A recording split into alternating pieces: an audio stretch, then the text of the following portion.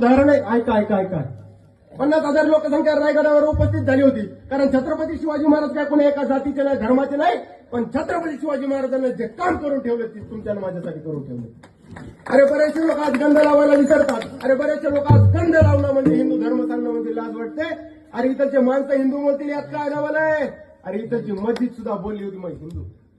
ज्यावेळेस विश्ववंदित ज्ञानोबराय पैठणहून आळंदी या क्षेत्राकडे निघाला आणि नेवासा या ठिकाणी आले आणि नेवासा या ठिकाणी आल्याच्या नंतर ज्ञानोबराय एका मस्जिदीमध्ये गेले आणि तिथं त्यावेळेस मस्जिदमध्ये एक काजी होता आणि त्या मस्जिदीमधला काजी त्या ज्ञानोबरायांना विचारतं, बच्चो अरे कोण हो तुम और या किस लिए आए हो.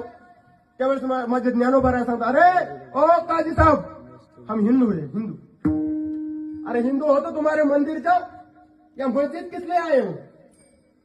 त्यावेळेस माझ्या ज्ञानोबरायने प्रश्न विचारला, क्या काजी साहब या सिर्फ मुसलमान आ सकते, या हिंदू नहीं आ सकते.